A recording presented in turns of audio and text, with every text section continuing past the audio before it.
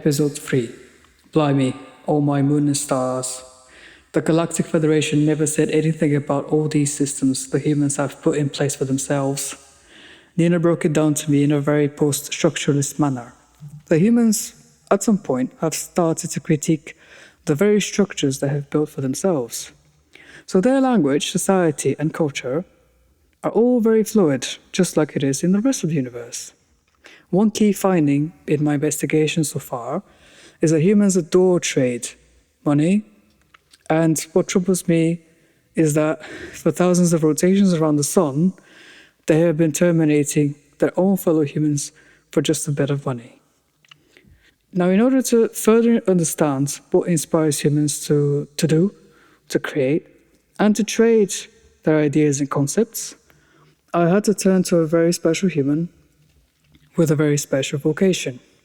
So I'm now going to meet Professor Layton Reid, an architect, a designer and academic, another passionate supporter of inclusivity, diversity, polycultures.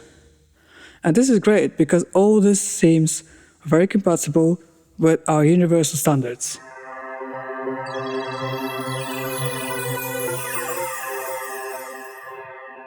So, obviously, as an outsider myself, here, I feel more or less an outcast.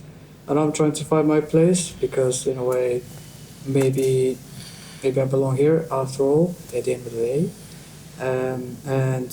It's interesting you say that because the Dogon from the Upper Volta are a very interesting group of people, and they believe that people from Sirius came to Earth, and in fact, were the ones who seeded the Earth with us. Okay. What's interesting about them is they have mathematical systems which could never, ever have been invented at the time of their history. And they live a very extraordinary life, these people. They have a very extraordinary knowledge of the universe. And it's interesting that you've arrived, finally, probably a bit late, to come and see what we've done with that notion. So welcome. Thank you. I'm still finding my way and my ways, and I just want to know a little bit about you as who you are as an architect and as an educator. What made you choose this? I think that sometimes people talk about what they were like as a little boy.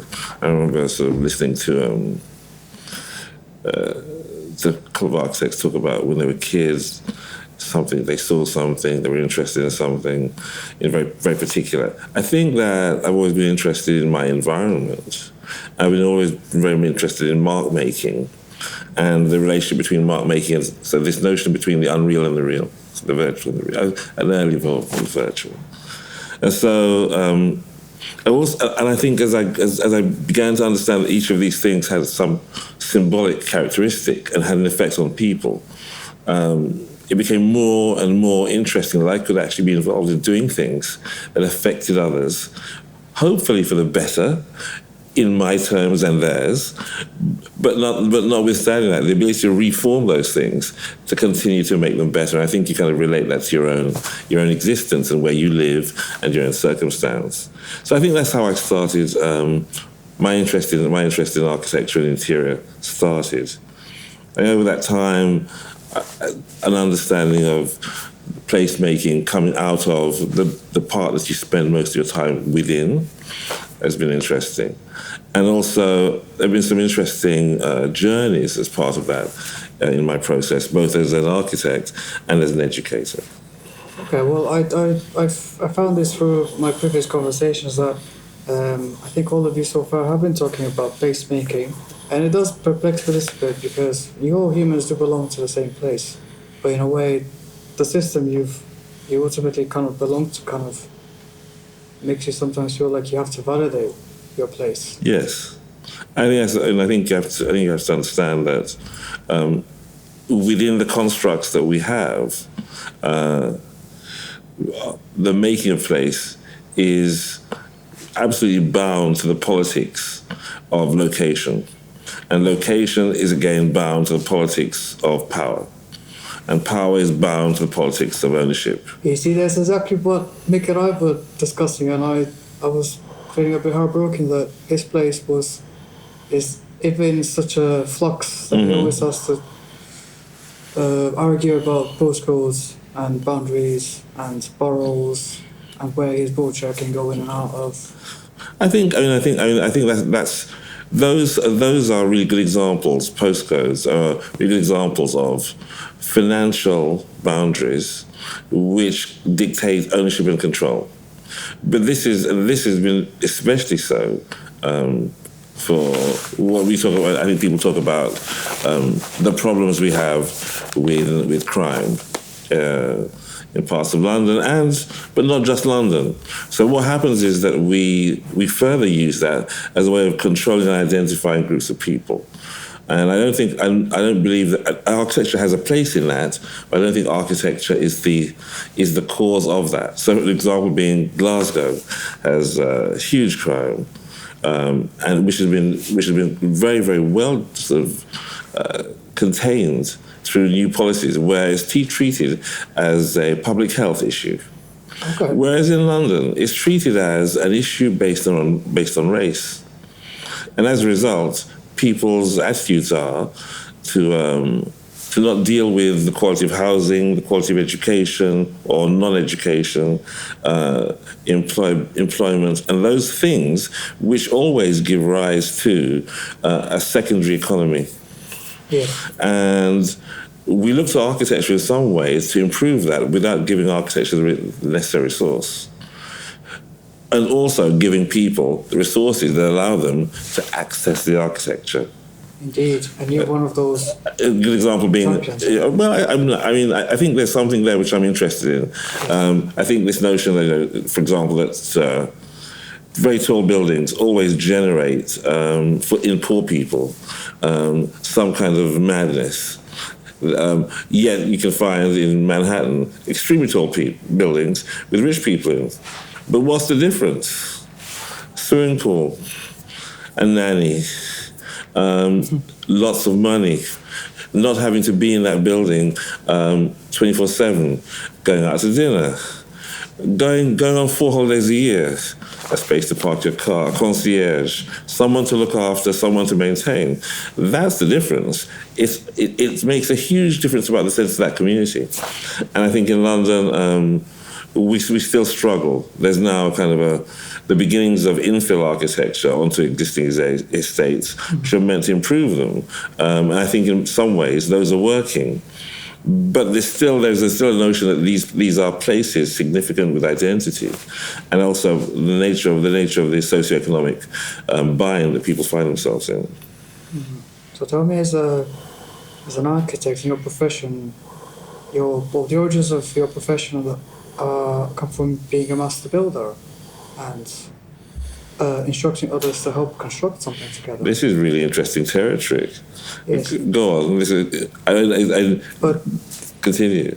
But I've looked at how your profession has evolved throughout the centuries, and now it looks a little different to what it probably used to be in ancient times. Well, this is a Western model. Yes. You're talking about. So the Western model is designed around a very particular kind of economic constructs. It's one where some would argue that maybe 900 families have power which they continue to keep, not just here but across Europe.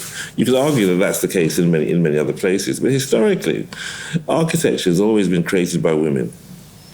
The majority of architecture still is created by women and maintained by women. Not very well recognized in the West. We have some understanding with a sense of equity in terms of access. There's almost a 50-50 amount of female is going into architecture to study. But there is nothing in terms of equity to allow them to maintain their position as time goes on, because quite often, they're those who bring families together, create families, and they have to take time away from architecture. But with that, they take their knowledge and expertise. So there's a real difference in the way that we look at architectural form making and place making. And I think that's very significant. I don't think it's very well understood. There's a new book on inclusivity, the inclusivity emergency. There's a chapter about us in that book. The RIBA has just published it. And what we're interested in is bridging that gap and supporting people. So that's one thing. The other thing is about the global south. Yes. This is again very significant. It's an interesting use of a line across the world. I'm not so sure that it is accurate. But what we know absolutely is that much of the architecture we see in the West is derived from the architecture of the global South. It's not acknowledged. And so people are made to feel as though the architecture around them is alien to them and is something which is imposed upon them along with a series of rules. If we had a better education system, we would be able to share without fear the fact that much of what we talk about is part of a greater understanding of construct, meaning, and form. It's the same with religions. The religions of the world seem to parallel each other quite well, and the great religions, as are understood in the West, actually all come from the same root. It's a Kemetic root, but people don't really talk about that in the same way. No. It's really important that we understand that and language, and how we use language in the way in which we define ourselves. And out of that comes really interesting possibilities. I agree. Well, you did mention religions, and I stumbled upon this practice where you help kind of propel societal change and help with the sort of funds education for the diaspora, Ikenga. Yes. And I looked into the origins of Ikenga. Yes. And I understood this is a deity much related to success and prosperity and protection and to creation. Creation, and it's it's related to fire and making. But then I thought, didn't another culture adopt that and turn it into a god very much known as Mars or indeed or Athena or in Greek Athena. Yes. So I was a bit perplexed. How come humans here know and acknowledge more the later versions of these deities that I just discovered from your practice? I think it's interesting, and history is really a series of lies agreed upon, and those who have the power make those stories. So in that notion, there's been a real kind of wish to exclude. I say it's a wish for financial benefit to exclude those who come from the so-called global South, but to appropriate their culture, history, their materials, as you know, in the Congo and other places, in order to facilitate my mobile phone. As I said, because I am just as guilty, because I have a mobile phone, which I replace from time to time, knowing full well how it came to be. That seems to me to be a kind of a clear issue with the way the society is set up. It's almost inevitable that you will transgress. And I think that's a problem that we have to deal with in some other way. In terms of what we do in terms of the production of architecture, I think we have to consider why it is the spaces we have, which are minimal, are not considered to be the spaces of the global South, which are internally minimal. We look upon it as a new invention of interestingly, the industrial age. The industrial age in the West was created out of the furnaces of the Igbo people between Nigeria and Ghana, because I think, as everybody now knows, the start of the production of industrial steel, high grades, was done in Jamaica. by people who had been taken there, enslaved, and then as they began to produce this high-grade steel for the plantations, the British said that this was worth more to them than all 13 of the colonies. They were brought back to, I think it's Plymouth or Portsmouth, and were set to make industrial steel. So we begin to see a recurring story of how things are appropriated and reworked, and how the distance is placed between people. This is to my mind is really interesting. The same thing with abstract expressionism and abstract art. And Picasso said he didn't know what art was until he went to the Ethnographic Museum in Paris. And we look at his work and we look at the elements within it, and they are identical. However, can I say I as an entity don't like Picasso, but that's just my very personal, or should I say alien opinion. Mm-hmm. Yes, I just don't like him and how he has exploited people and models, the women.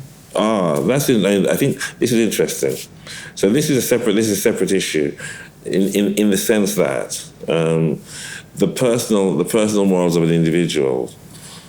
This is a real interesting question, as opposed to what they have done in another aspect. I think that's always difficult to work out the needs of that. I am a little bit moving in the direction that if someone is creating something of significance, although they should be punished for their transgressions, absolutely, we must acknowledge the benefit.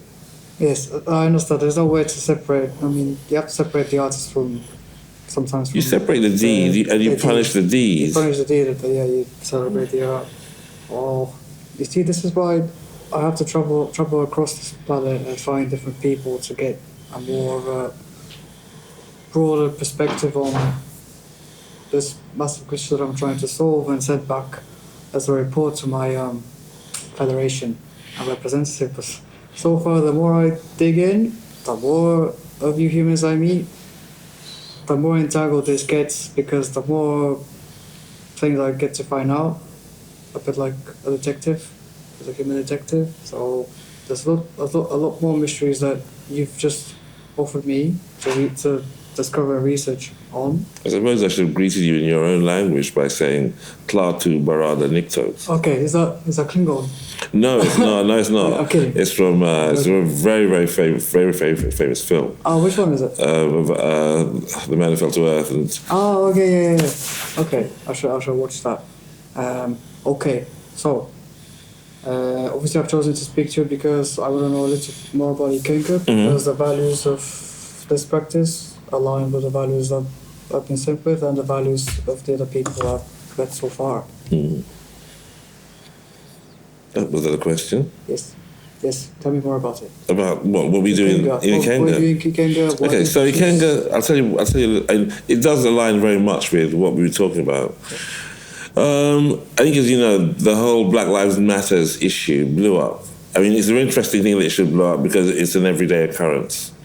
Those sorts of activities that brought it about, and regardless of what one thinks about what's happened to it as an organisation, it's brought to prominence some clear and important things, and some of our work deals with that, with the notion of how people are dispossessed post the original crimes of people being kidnapped to build the economy of the Western world. So people here aren't really encouraged to take part in the creative industries in a way that is meaningful. There are some base issues about that which need to be dealt with. And so we went to the world's largest creative club, Soho House Group, commercial entity that needs to have new creative blood within it.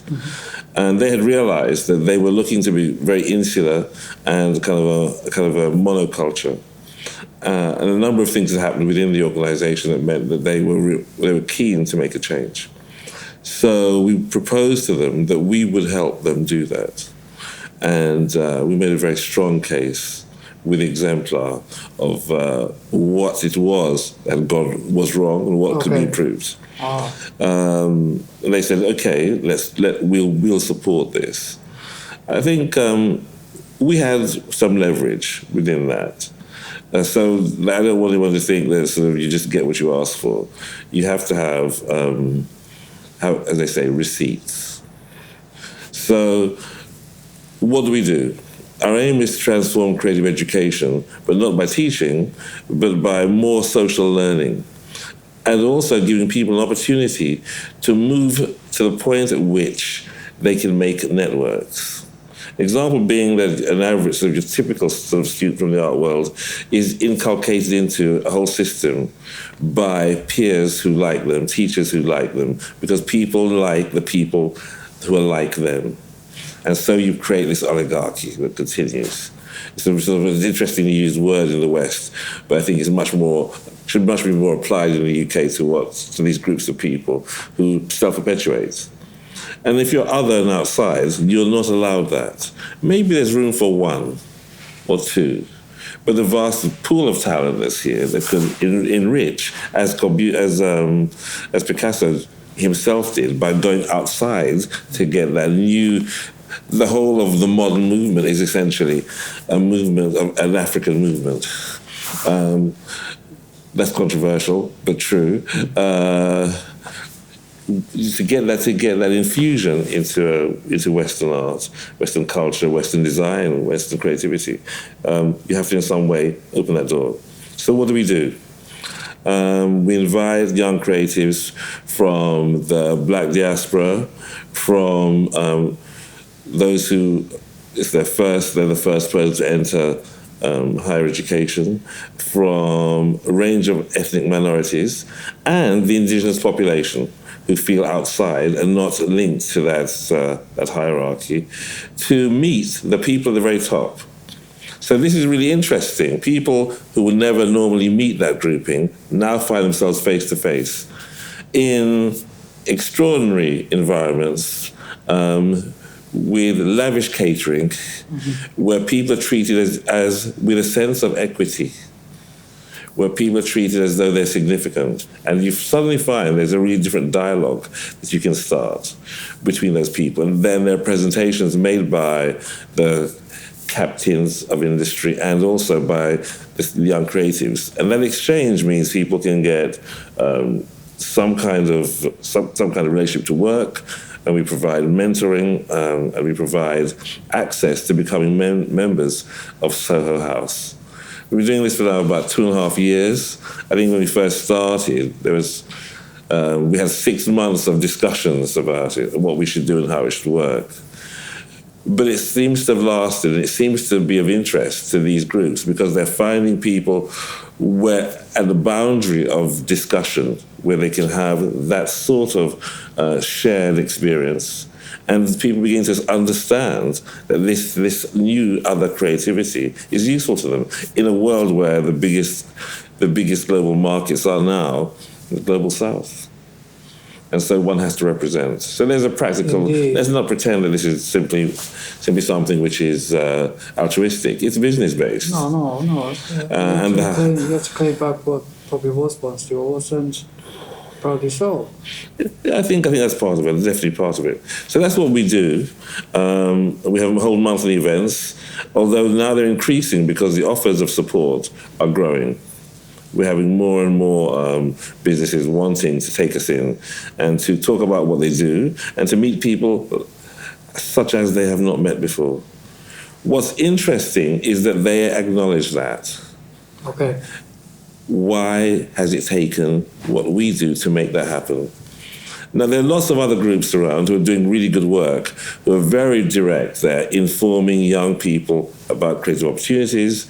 They're doing projects with young people in communities. They're taking people on trips to places. We're not about that. We're about making a real and tangible, immediate difference to those who have found themselves in the creative industries, because the fall-off rate for those people is horrific once you're in higher education. We intend to make sure that doesn't happen any longer. And we intend to make sure that those people have an opportunity to move into the creative industries afterwards and support them and also bring them back into this greater kind of family of design. Okay, so in a way...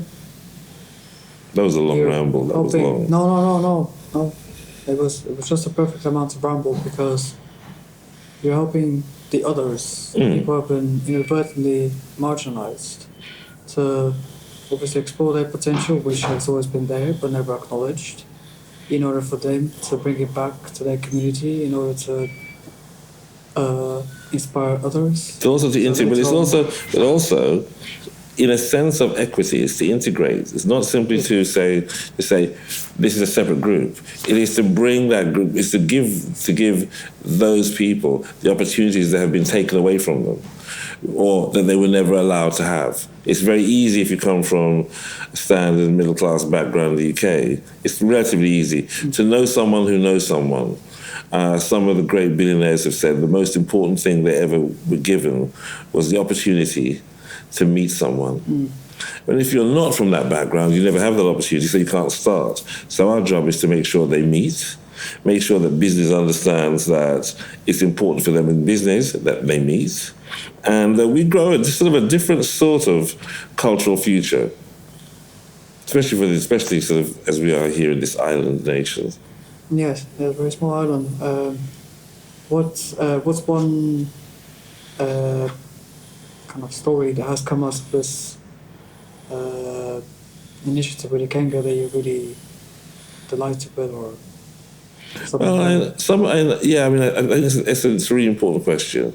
Some people who were struggling have met a mentor who's helped them move from, for example, from here, St. Martin's, through to the Royal College with a scholarship.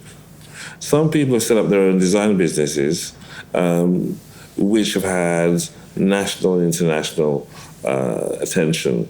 Some people transferred from one creative industry, one element, into another.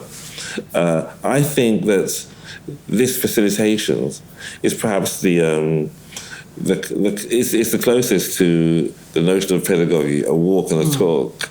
It's about engaging directly with people, making change for people, and not being judgmental. And I think it's also about listening. We do a lot of listening. The majority of our events are about people talking about what it is that they want to do, are doing, and watching these new businesses set themselves up. Because that's the other thing. It's really great to work and to work for someone, but it's more important that you create your work so you can sustain yourself and others. Okay, well, this is more of a joke than anything. Okay. Do you think, guys, this alien entity can join and Let's talk to them about my grand project? I have to say bringing this. humanity together? I think if the grand project is to bring humanity together, and so we at Ikenga would provide you with an eminent platform.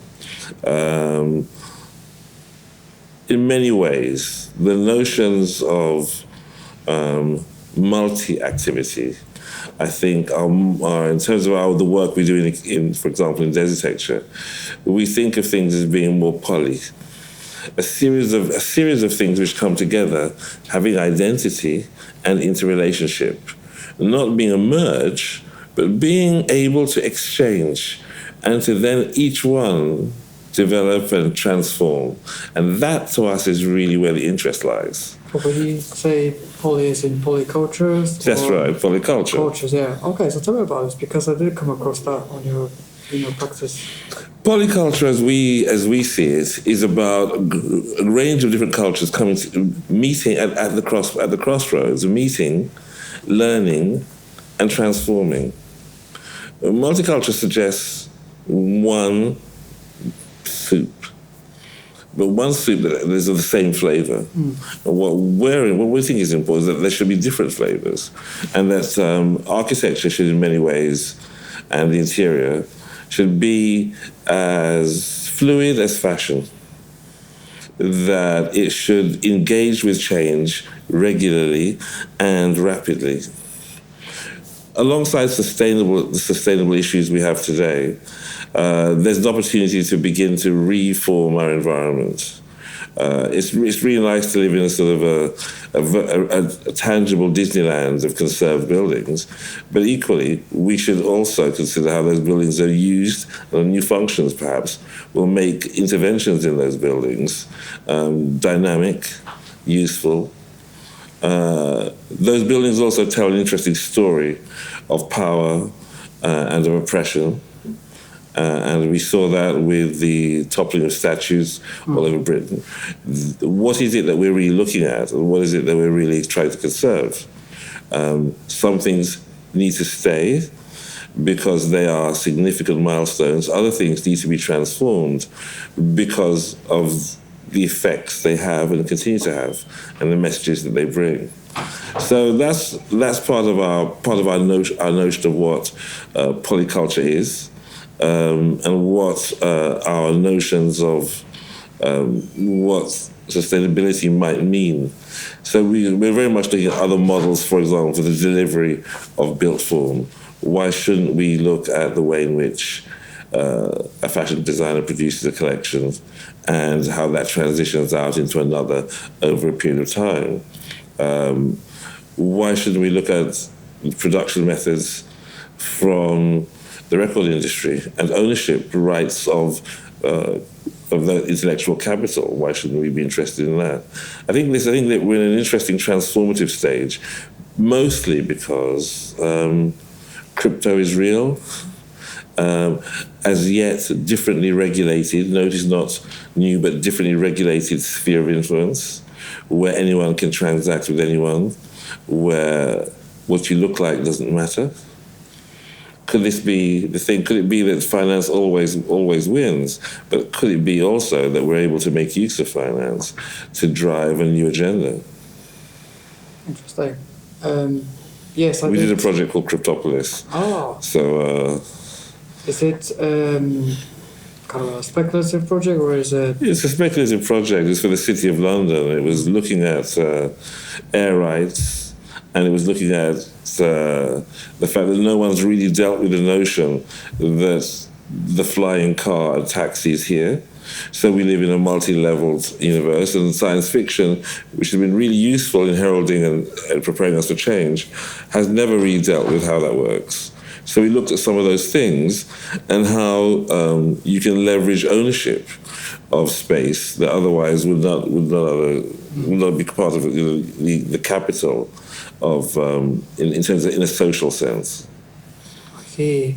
Well, so when I first landed on this island and I saw the vast sort of pretty Disney architecture around, and obviously I wanted to know every nook and cranny about every such building that was very grand and had some sort of a story, but then the more I looked into it, the more I realised there was a lot more about oppression and power than some fairy tales taking place inside. And I thought, this is what humans sometimes say: never judge a book by its cover, albeit very pretty.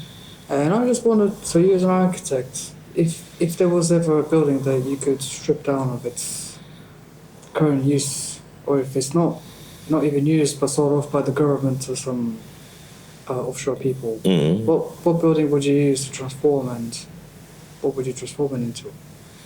I think there are two things at play. I think you immediately think of the House of Parliament, because you think the House of Parliament with a seat of power. But actually, it's not. It's the City of London. The City of London, as you know, is a kind of a private entity. And I myself am a freeman of the City of London, which is an interesting position to be in at the same time as making these sorts of comments. But the City of London... You know a member of the Worshipful Company of Architects? I am a member. Okay. And... What's interesting about it is, I think that the city has the power to transform almost anything. It's one of the three centers of power, financial power in the world. And if, in and of itself, is interested in a different dialogue for the future. And I think that it's really important that we look at what those companies that reside within the city want to do and start that discussion, even if they don't want to have the discussion. Parliament, of course, is of course important, but I think the City of London has already done something interesting. It's made that sign to the world that it will not stay as it was. It is already busily transforming itself. It's looking more like the sort of skyline from the Star Trek film in which the City of London is portrayed. It's already doing that. And if it's aware of the nature of a change, then shouldn't we also be aware of that? Yes, I mean, it should be a democracy. It should be something that's accessible and available to people. But I look at your reaction and I wonder. No, I mean, I think democracy, as we understand it in the West, is essentially a structure which allows, which actually follows from ancient times, allows a certain group of people qualified to control everybody else. Yeah, I can see it. More people at the bottom and then less and less. And although I'm certainly not arguing for anarchy, I'm very much interested in other representational and shared models of representation, which really understand what equity means. It's not simply to have the same, but to have significant consideration for all. Okay. So, question: do the humans of the West, need to know about any such model that exists somewhere else that they don't know about it yet, and that you know? Well, being from Sirius, of course, we could always use your model. But it's also interesting to note that if you look at the way in which the Dogon arrange their lives, and also other groups which have the ability to transfer position over time in relation to community and the needs of the group, without denying those who wish to excel in some financial way or other. But there is a sense of a responsibility by being here. And I think that's something which is really significant. And there's a lot of talk about there being some kind of universal credit for everyone, in order to acknowledge the fact that we can't simply I suppose bring capital just to one portion of the population. There are ways in which we can achieve some interesting results. And there are models around the world for that, in small groups that we could look at. And when, I suppose, as there must come a time when this becomes a reasonable notion. Okay. That was me being diplomatic. Yes, I agree. And also, I've been trying to adjust my sense of time here on this planet, and have been wondering how come is it that different areas have these different calendars, and this planet seems to be dominated by this one calendar, 12 months, 30-something days in a month, 4 weeks. Not true. The Ethiopian calendar is very different. Oh, but I did find other calendars where it's 30 months, 7 weeks in a month, 4 days. That's right, yeah. Have you used that calendar? No, it's a better calendar for lots of reasons. But the imposition of the calendar we have was in order to bring in, to make parallel notions of Christianity alongside sort of a Western pagan world. So we have a number of interesting things like Christmas, which should really take place in the summer, yes, and so on. I think this is at the heart of the fiction that we live within.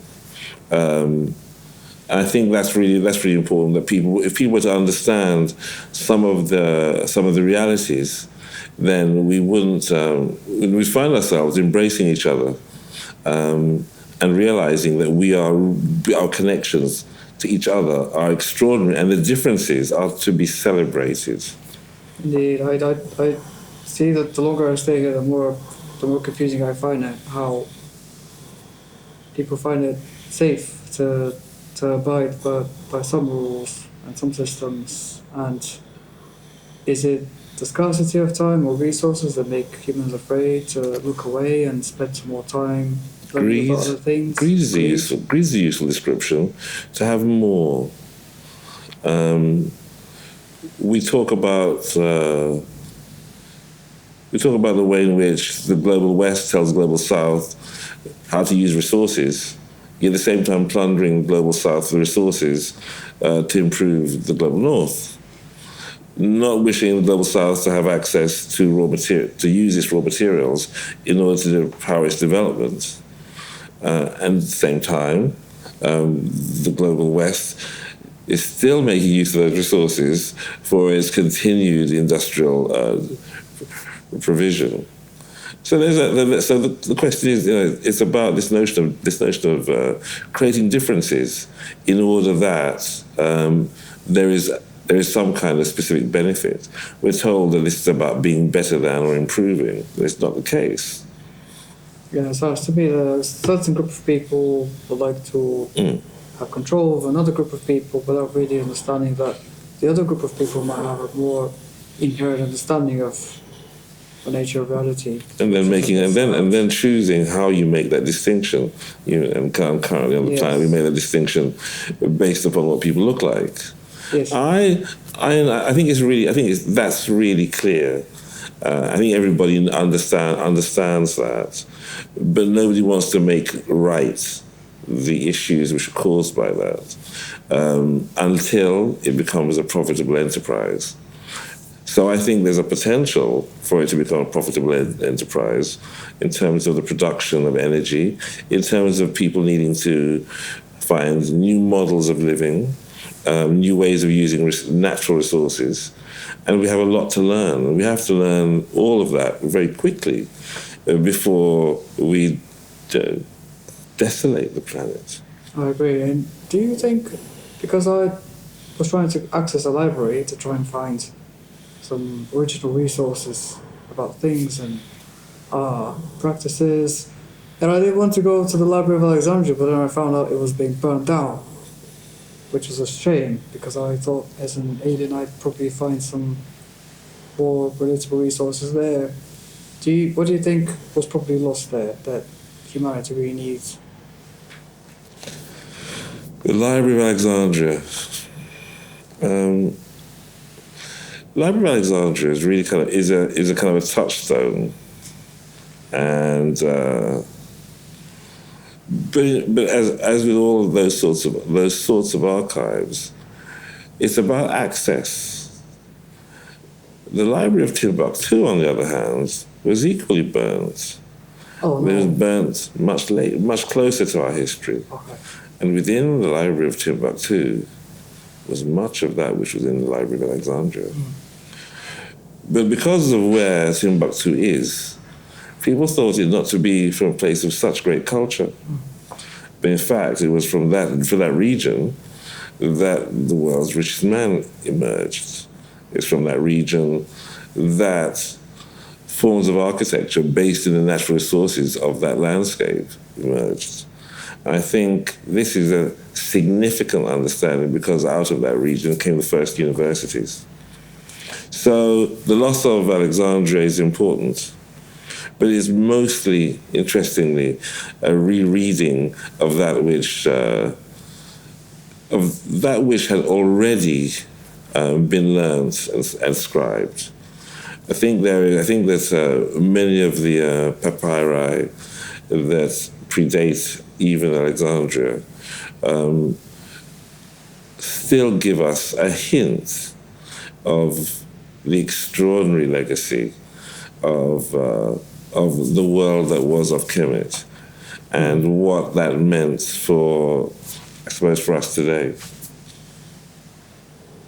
You told me that humans burn stuff because they don't want everybody to have access, equal access? No, I didn't say that. I didn't say that. But I would say that it is interesting that we have book burning even in the last century for things that people didn't want, felt that they were threatened by, and people are always threatened by that which is different to them, or that which challenges them, or that which they are and they wish to hide. So that's true of all sorts of things, like water-driven cars. We could go on with a whole range of things, everything from the inventions of Nikola Tesla, free electricity, all of those sorts of things.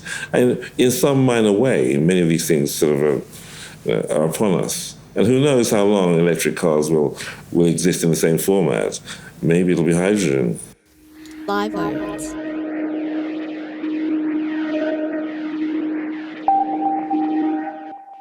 I think what's interesting about the sorts of things that we're talking about is you're opening up so many interesting doors.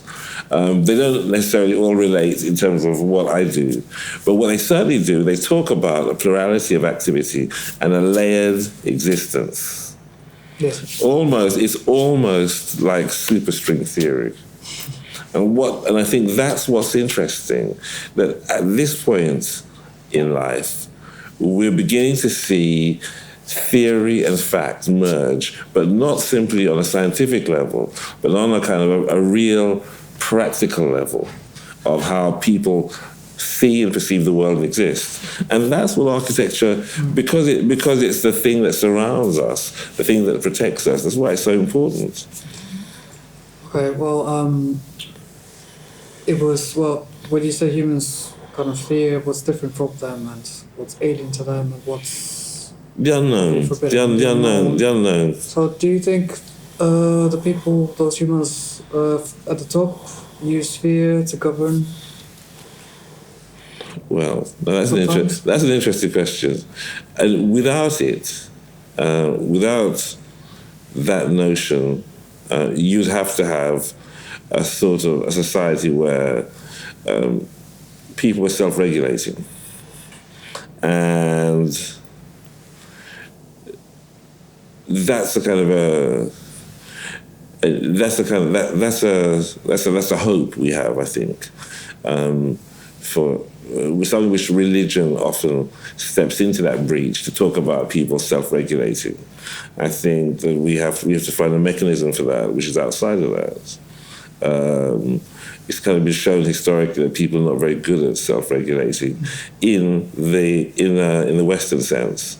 But if you look at other cultures, quite often, by being of a certain size and type, giving rights to people that Western society has only just grasped, we're able to have a society which is balanced in some ways, gives freeness to the spirit of individuals, respects groupings and relationships, and produces environments which are nobly suited to their location. I completely agree. Okay, well, back to your practice. You mentioned that there's always been, it was women who were driving architecture, women who were contributing to the practice.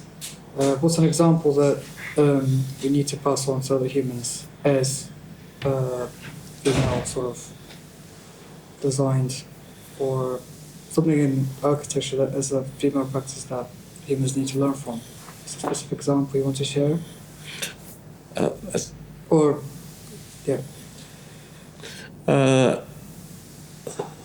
some knowledge?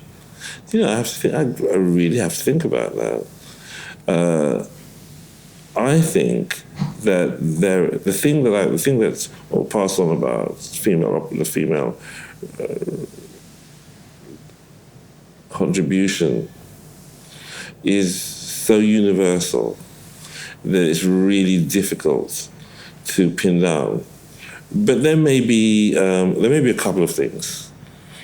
One would be looking at the Lihotska kitchen, which was which is interesting as a small bite-sized element that revolutionizes the way in which we think of the home in the West, as both a machine, as a highly technical understanding of the functions that women have had to maintain, and how to redefine them so that they fit within built form.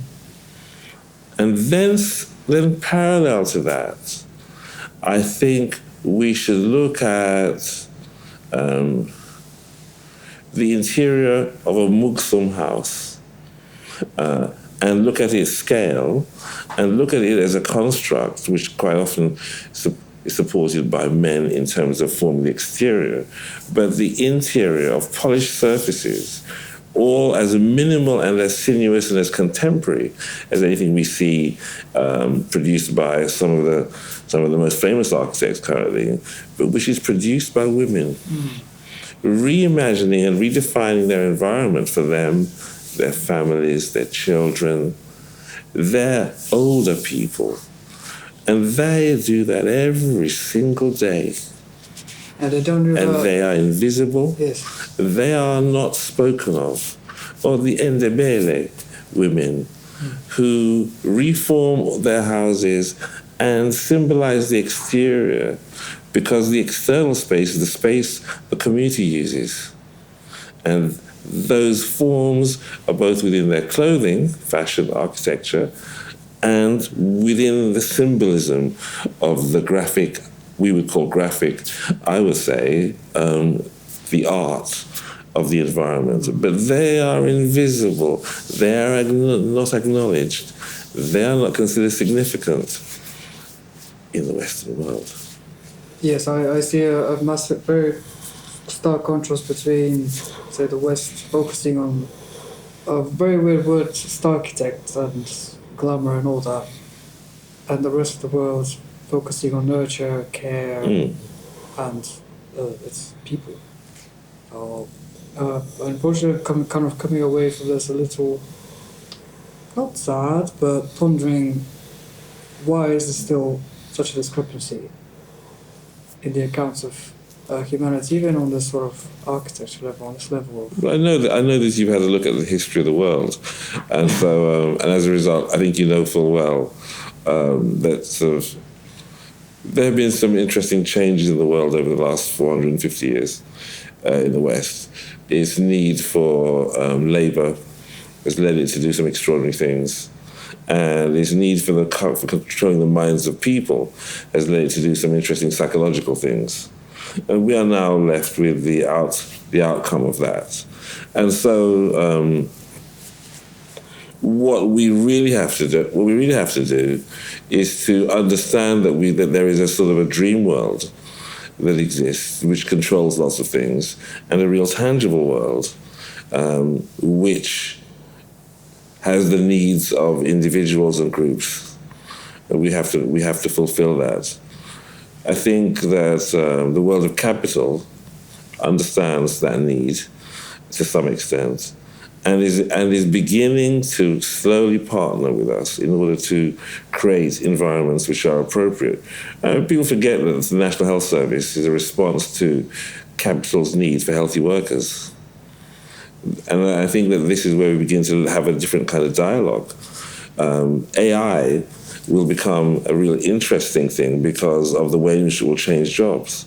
We have an opportunity to look at what is the release, if there is any release for people. Historically, we found that more technology has meant more work. Can I just say that AI doesn't have sense of humor?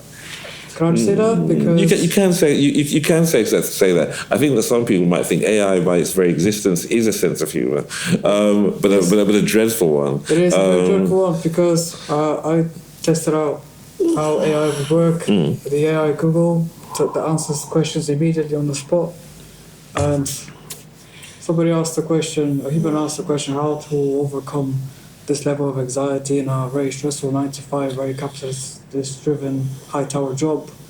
And the AI Google said, well, you could take medicine or some what do you call this, you humans, relaxing, valerian, antidepressants, or jump off the window of the very tall building. I think that's the essence to humor. I thought, is this... I just wonder, where is the sense of humor? Is it really being funny, or am I not getting it being funny? I think it's being funny because I think what people forget is that AI is reliant upon data sets, and the data sets are mostly collected in the West. Yes. And the data sets are mostly collected in the West of very specific groups of people who input data that can then be extracted and then applied. So when you talk to AI, you're talking to probably early middle-aged man with certain type, with certain issues, with certain reasoning, certain particular kinds of reasoning, and unless you have other kinds of AI, so a kind of a competitive AI market, you'll always get the same kind of answer because given the data, given the system, you'll have the same answer. And that's the real, and I think that's where the challenge comes, because by having, back to the notion of being poly, that notion of having a sense of one's own form, or one's own direction, and then offering that to someone or something that's different, and being able to have an exchange is where there is growth. Yes, when you have the sort of data set of things and solutions, and then you align in a different way, you offer a different perspective. Exactly. Well, I do think humanity needs more humans of your kind, and less of the very competitive industries where it's all about. It looks like it's a one direction sort of objective. Isn't that a popular group? I don't know. One Direction. Oh yeah, One Direction. There is a group like that, isn't it?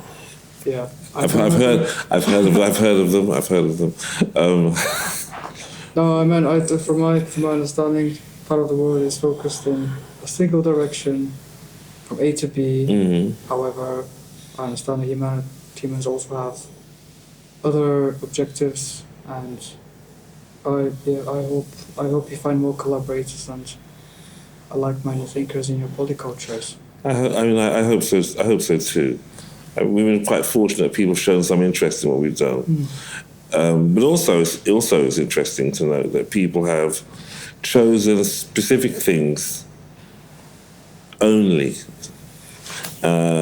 almost to take us apart, because as a research group, we're quite unusual in the world of architecture, because we are also providing what we do into the commercial world, and that is in itself a challenge. But this is the thing: if you were an architecture studio like every other else, the system wouldn't be able to change. You wouldn't be able to. Yeah, I hope you're right. I hope you're right. And I think as an alien, I still think being different, being the other, being the alien in your own practice is probably what this humanity needs, this planet. I hope so. Yes, we will see. I do wish to infinity and beyond. Indeed.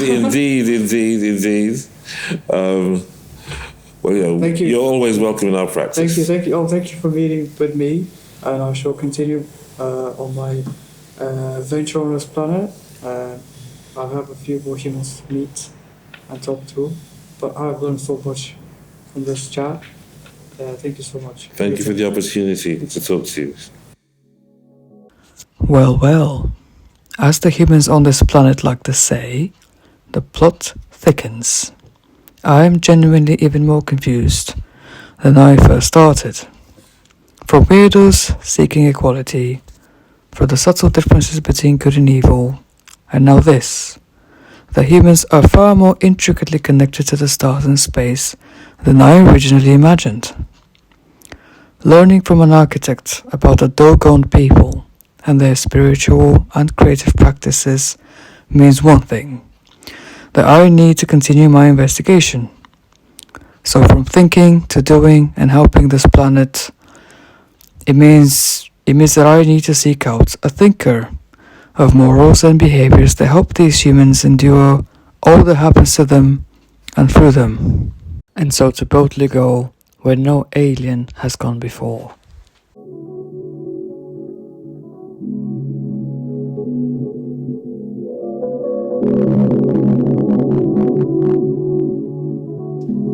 Live Hearts.